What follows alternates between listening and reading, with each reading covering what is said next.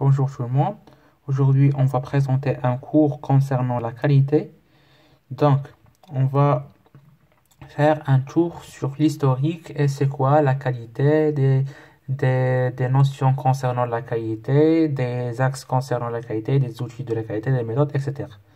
Donc, la qualité s'obtient par la satisfaction de trois exigences. Les caractéristiques fonctionnelles du produit, le prix du produit et la disponibilité. Donc la qualité, par définition, c'est l'aptitude d'un organisme à satisfaire les exigences du client.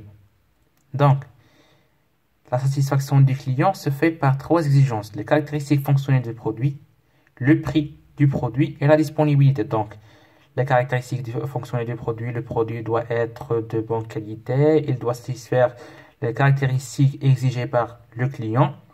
Le prix, donc il doit y avoir un rapport qualité-prix, donc le prix doit être convenable, il doit être adéquat à la qualité du produit livré. La disponibilité, donc le produit doit être disponible dans le marché, donc si le client demande le produit, il doit être disponible bien sûr.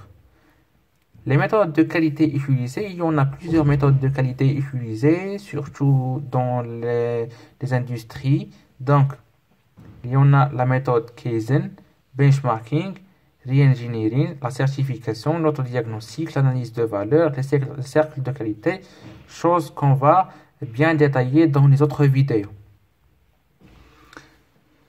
Ces méthodes utilisent plusieurs outils. Donc, les méthodes déjà citées utilisent plusieurs outils pour qu'ils soient mis en place. Donc, parmi les outils utilisés par ces méthodes, il y en a le diagramme de Pareto, diagramme Ishikawa ou bien diagramme cause à effet, diagramme d'affinité, la roue de Demine, QQ-OQCP, les feuilles de relevé, le vote simple et pondéré, l'analyse SWOT, etc. L'évolution de l'utilisation de la qualité. Donc, auparavant, il y en a juste un contrôle de qualité du produit final. Donc, l'industrie, ou bien les entreprises, ou bien les organismes ne suivent pas un système de management de la qualité, ou bien ce qu'on appelle les systèmes de gestion de la qualité, mais il y a juste un contrôle du produit final. Est-ce qu'il est bon ou pas bon? Donc, après cela, il y en a évolution de ce terme de contrôle qualité vers la maîtrise de qualité. Donc, on utilise après le contrôle de la qualité ce qu'on appelle la maîtrise de la qualité. Puis, il y en a assurance de la qualité, ce qui a pour but de donner confiance aux clients que le produit livré est de bonne qualité. Mais la notion de qualité a connu vraiment une bonne mise en place lorsqu'il y a utilisation du système de management de la qualité ou bien le TME et aussi le TMQ qui est le management total de la qualité.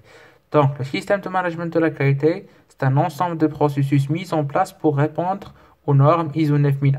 Donc, le référentiel ISO 9001, c'est lui qui va donner à l'entreprise l'instauration du système de management de la qualité. Donc, ce SMQ est géré par la norme ou bien par le référentiel ISO 9001. Donc, le TMQ ou bien le management total de la qualité. Donc, après qu'il y en a instauration d'un système de management de la qualité, les entreprises ne veulent pas cesser d'avoir juste un système de management de la qualité conforme à ces exigences, mais ils cherchent à avoir un TMQ ou bien un management total de la qualité. Donc, il est présent à travers 4 modèles qui ont prix de Demine, prix de Beldridge, prix européen et prix français. Donc, pour avoir de l'assurance de la qualité, ce qu'on avait déjà parlé, c'est qu'il faut avoir un audit de qualité et la revue spécifique du système par la direction générale qui vont donner des actions correctives lorsqu'il y a de non-conformité. Les entreprises cherchent toujours à satisfaire son personnel ou bien leur personnel. Donc, ils cherchent à bien suivre le pyramide de Maslow. C'est une pyramide qui permet de comprendre l'hiérarchie du besoin de l'homme. Et il dit qu'on ne peut pas passer à un niveau supérieur sans satisfaire le niveau inférieur. Donc, ce pyramide, ça contient le niveau de satisfaction des employés qui est comme suit. Premièrement, le survie, la sécurité, la socialisation, l'estime, puis l'accomplissement. C'est le plus haut degré de satisfaction du personnel de l'entreprise. Donc, les entreprises aussi cherchent à diminuer les non-conformités.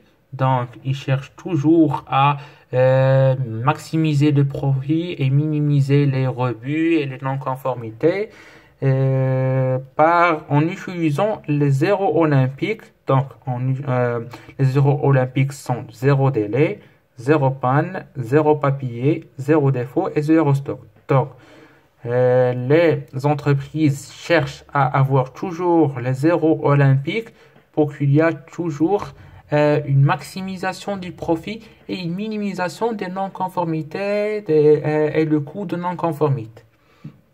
Méthode de traitement d'une non-conformité. Donc, pour traiter une non-conformité, il faut identifier premièrement la non-conformité. Analyser par la suite le problème avec le responsable du secteur concerné. Donc, on a identifié la non-conformité. Dans quel secteur dans quel secteur cette non-conformité a été produite? On doit analyser le problème, ou bien cette non-conformité, ou bien la cause de cette non-conformité avec le responsable du secteur dans lequel on a trouvé cette non-conformité. Puis, on doit recommander l'action corrective lorsque l'origine du problème est connue.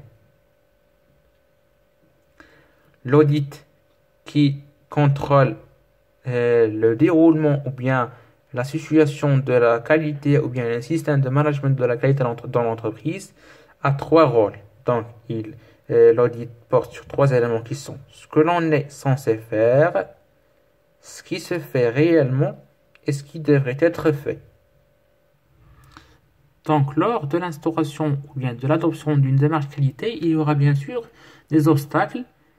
Les obstacles peuvent être l'objectif n'est pas clair, donc l'objectif de la démarche qualité n'est pas clair par les employés et par aussi le directeur ou bien le fondateur de l'entreprise ou bien de l'organisme.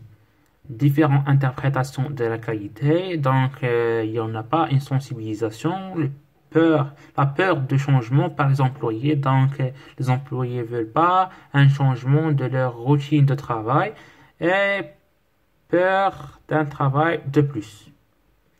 Les causes d'échec d'une démarche qualité. Ils peuvent soit être un manque d'intérêt, utilisation uniquement pour améliorer la production, et il y en a encore plus. Le problème peut être soit un dysfonctionnement ou une amélioration. Donc, lorsque le problème se produit, comment on doit procéder pour le résoudre? Donc, les actions pour résoudre un problème sont soit des actions correctives, c'est-à-dire une détection, on détecte le problème et on le corrige, soit des actions préventives, c'est-à-dire potentielles, on prévoit le problème, donc avant que le problème se produise, on met des actions préventives, ou bien des améliorations continues, plan de progrès sur lequel l'entreprise s'engage annuellement. Donc, méthode de résolution de problèmes. Donc, lorsqu'un problème se produit, on procède à une méthode de résolution de problème. Premièrement, le problème on doit mesurer sa pertinence, sa mesurabilité, sa motivation. Lorsqu'on détecte le problème, on doit comprendre le problème. Lorsque le problème est compris, on doit connaître les causes qui ont causé ce problème. Donc, on a détecté les causes, on doit trouver les solutions pour ce problème. Les solutions sont prêtes, donc on passe à l'action. Les actions sont faites par un plan d'action, là où on met l'action à entreprendre, qui va faire l'action, le délai de l'action, la vérification de l'action, comment faire l'action, etc. Donc, après, on passe à la vérification. Est-ce que les actions qui ont été faites sont bonnes ou pas? Et si les solutions sont bonnes, on passe à la solution. Sinon, on revient vers les causes pour bien comprendre est-ce que les causes sont bonnes ou pas, est-ce que ce sont les vraies causes ou non. Si on trouve aussi les causes, on revient par le même cycle pour arriver à la solution. Donc, pour savoir le problème, on doit procéder à un brainstorming, un QQ-OQCP ou bien à un vote pondéré. Deuxièmement, on doit comprendre le problème par un QQ-OQCP la QQ-OQCP, c'est un ensemble de questions qui, quoi, où, quand, comment et pourquoi. Donc, on pose ces questions pour comprendre le problème, pour connaître les causes. On procède à un diagramme d'affinité, un diagramme d'Ishikawa, Pareto ou bien brainstorming. Pour trouver les solutions, on procède à un brainstorming, un vote pondéré. Et pour passer à l'action, c'est un plan d'action. Et pour la vérification, on utilise plusieurs outils tels que les tableaux de bord, etc.